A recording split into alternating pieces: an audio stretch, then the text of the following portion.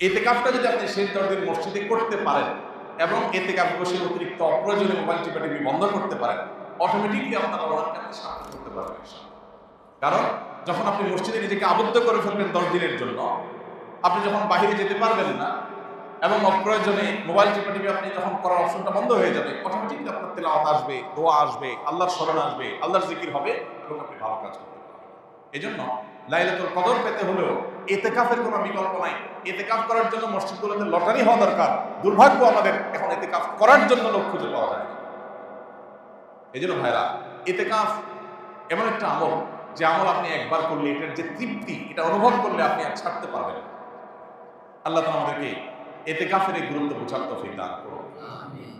ইতিকাফ এমন আমল যে নবী করিম সাল্লাল্লাহু আলাইহি সাল্লাম রমজান মাস যখনই রমজানের রোজা ফরজ হয়েছে দ্বিতীয় হিজরিতে, তখন থেকে নিয়ে তার ওফাত দশম হিজরিতে হয়েছে, এই 8 বছরের দীর্ঘ সময়ে কোনো দিন কোনো রমজানে তিনি ইতিকাফ ছাড়েন নাই। প্রত্যেক রমজানে প্রতি বছর তিনি ইতিকাফ করেছেন। যে আমল প্রিয় নবীজি একটি রমজানে একটি বছরও ছাড়েন নাই, সেটা আপনি জীবনে 1 বছরও করেন নাই। বেশিরভাগ মুসলিমদেরই অবস্থা। এখানে হাত তুলতে বলা হয়, কারা কারা জীবনে ইতিকাফ করেছেন, অল্প কিছু হাত উঠবে। বেশিরভাগ মানুষ জীবনে একবারও বসেন নাই। যেটা রাসূল সাল্লাল্লাহু আলাইহি ওয়াসাল্লাম জীবনে একবারও ছাড়েন নাই, সেটা আপনি জীবনে একবারও করেন নাই। আপনি কি উম্মত, কি জান্নাত প্রত্যাশী, আপনি নিজের মূল্যায়ন নিজে করেন। রাসূল সাল্লাল্লাহু আলাইহি ওয়াসাল্লাম জীবনে যেটা ছাড়েন নাই, এটা আপনি এক দুবার হলে তো করবেন। এই জন্য ইতিকাফ করার নিয়ত করবো তো ইনশাআল্লাহ।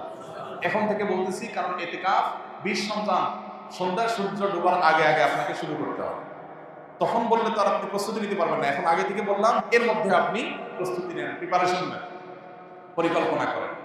তাহলে এই চতুর্মুখী চেষ্টা যদি আপনি করেন, তাহলে ইনশাআল্লাহ আপনার এই মাসটাকে আপনি সাকসেস করতে পারবেন। আল্লাহ আমাদেরকে রমজানের সকল অর্জন, সকল সুফল, সকল মাগফিরাত, নাজাত, রহমত, বরকত, কল্যাণ, সওয়াব, আজর, এগুলোকে আল্লাহ তাআলা আমাদের আমল নামায় নিজের ঘরে তোলার তৌফিক দান করুন। ভাইরা আমার, বহু মানুষ আমাদের সাথে এই মসজিদে হয়তো গত রমজানে ছিলেন, এই রমজানে তারা নাই।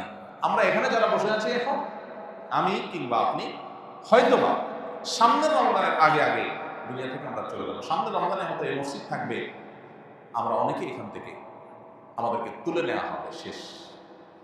এটাই জীবনের শেষ সুযোগ, এটাই জীবনের শেষ রমজান। সেই চিন্তা থেকে আসলে রমজানের অবশিষ্ট দিনগুলোকে যথাযথভাবে কাটানোর চেষ্টা করি। প্রতিদিন একটা সময় অবশ্যই আল্লাহর কাছে বিশেষভাবে দোয়ার মনোনিবেশ করি। রমজান মাসে দোয়াটা খুব বেশি হওয়া দরকার, দোয়া আমাদের হয় না। কমপক্ষে 5-10 মিনিট হাত তুলে চোখের পানি ফেলে আল্লাহর সাথে 10টা মিনিট আপনি ডেইলি কথা বলেন। 24 ঘন্টার মধ্যে 10টা মিনিট দোয়ার জন্য বরাদ্দ রাখেন। ইফতারের আগে হুলস্থুল কোনোভাবে আমরা থামাইতে পারি না। ইফতারের 15 মিনিট আগে বাসার সমস্ত আয়োজন স্টপ করে দেন, যা যেখানে আছে এইভাবে।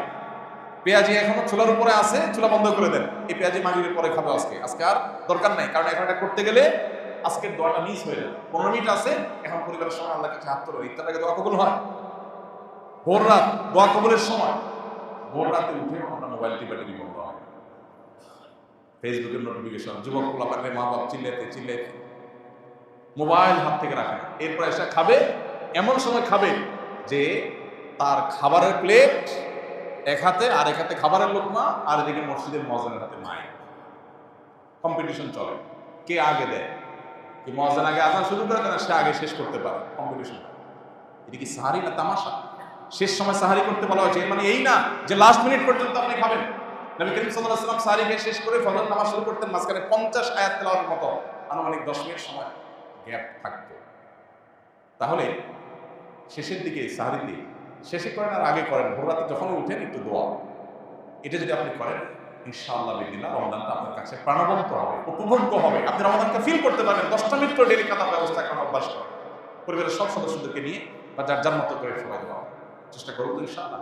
আল্লাহ আমাদেরকে তৌফিক দান করুন। যারা জিনের উপদ্রবের শিকার হয়েছে, ব্ল্যাক ম্যাজিকে যারা আক্রান্ত হয়েছে, এবং যারা এটা রুকিয়া শরঈয়া করেছেন, শরঈ ঝাড়ফুঁকের শরণাপন্ন যারা হয়েছেন, সার্ভিস যারা নিয়েছেন, তারা জানবেন খুব ভালো করে যে কোরআন তার সবচেয়ে বড় মিরাকল হলো কোরআন আল্লাহ রাব্বুল আলামিনের এমন এক কালাম, এমন এক গ্রন্থ, যে এই তেলাওয়াতের ফলে অনেক রোগ, অনেক অসুখ, অনেক আধ্যাত্মিক সমস্যা, এমনকি জিন জাদুর যে সমস্যা, এটা ট্রিটমেন্ট তেলাওয়াতের মাধ্যমে হয়ে যায়। আমার পরিচিত একাধিক মানুষ পার্সোনালি আমি খুবই চিনি, ব্যক্তিগতভাবে ফ্যামিলিগতভাবে আমার সাথে ভালো সম্পর্ক আছে। এরকম মানুষ আছে একসাথে উমরা করতে গেছি, ওনার ফ্যামিলিতে জিনের সমস্যা অনেক, উপদ্রব ভয়ঙ্কর। তো রমজানে যখন মক্কায় হারাম শরীফে একদিন, 2 দিন, 3 দিন তারাবির নামাজ পুরার সময় উনি ওনার ফ্যামিলি তারা সামিল হয়েছেন, তেলাওয়াত শুনেছেন। এরপর থেকে তাদের অসুস্থতা ভয়ঙ্করভাবে বেড়ে গেল। আমাদেরকে জানালেন যে হঠাৎ করে একবার বেহুশ হয়ে যাওয়ার অবস্থা, সহ্য করা যাচ্ছে না, তেলাওয়াত কাহিনী কি। তো আমি রাকিদের সাথে যোগাযোগ করলাম, বিভিন্নভাবে পরামর্শ আলোচনা করলাম, করার পরে অ্যাসেসমেন্ট করে দেখা গেল যে মেডিসিন জায়গা মতো পড়েছে, অর্থাৎ এই যে তেলাওয়াত হচ্ছে সেই তেলাওয়াতের ফলে তার ট্রিটমেন্ট শুরু হয়ে গেছে। তখন সে ভদ্রলোক আমাকে বললেন, ভাই আমার তো ফ্লাইট কালকেই ছিল, আমি ফ্লাইট টিকিট ক্যান্সেল করে নতুন করে টিকিট করতেছি, আমি ইনশাআল্লাহ আরো 1 সপ্তাহ পরে যাব, মানে আরো 1 সপ্তাহ ট্রিটমেন্ট নেব। তিনি আরো 1 সপ্তাহ থাকলেন, এরপরে অনেকটা সুস্থ হয়ে তার ফ্যামিলি তিনি দেশে ফিরেছে। আমার নিজের সাথে এক ব্যক্তিগত একসাথে আমরা গেছি। এই জন্য ভাইরা তারাবির নামাজের তেলাওয়াত শুনতে আপনার কষ্ট হয়, বিরক্তি লাগে, আপনি চলে যান। এক বসায় শুধুমাত্র ফেসবুক, ইউটিউবে আপনি প্রতিদিন অন্তত 1-1.5-2 ঘন্টা পার করে দেন, আপনি টেরও পান না। সেখানে 15 মিনিট বেশি যাচ্ছে তারাবিতে, 20 মিনিট বেশি যাচ্ছে, আপনার সহ্য হচ্ছে না। আপনি চলে যেতে পারলে আপনি বাঁচেন, মনে হয় আপনার সময়ের অনেক দাম। আপনি সেই মানুষ যে দিনে ঘন্টাকে ঘন্টা আপনার সোশ্যাল মিডিয়াতে মোবাইল ধরছেন, যে 30 মিনিট চলে গেছে আপনি টেরও পান না। যার শুধু একটা মেসেজ চেক করার জন্য পকেটে বের করছেন, কোথাকার মেসেজ থেকে কোথায় চলে গেছেন আপনি জানেন না, আধা ঘন্টা শেষ, 40 মিনিট শেষ। সেই মানুষ যদি তারাবির নামাজে আপনার কাছে বিরক্তি মনে হয়, সময় দিতে কষ্ট মনে হয়, তাহলে কি জবাব আল্লাহর কাছে দিবেন? এই জন্য আপনার নিজের কল্যাণে, নিজের প্রয়োজনে আপনি তারাবির নামাজে মনোযোগ দিয়ে শুনেন, মনোযোগ দিয়ে তারা শুনেন। মনোযোগটা ইম্পর্টেন্ট। যত মনোযোগ দিয়ে শুনবেন আপনার ভেতরে পুরো ট্রিটমেন্ট হয়ে যাবে শরীরে।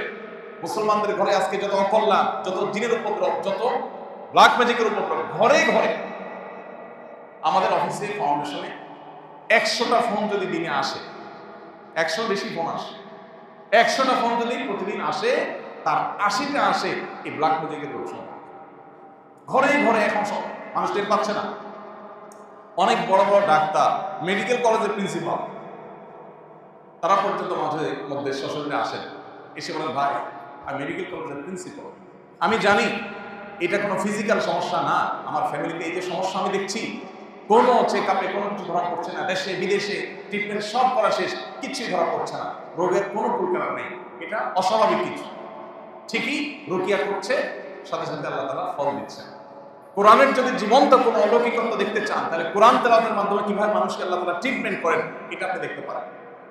ভাইরা আমার, এই জন্য কোরআনে কিন্তু আল্লাহ এটাকে শেফা বলেছে, কোরআনের মাধ্যমে আরোগ্য লাভ হয়।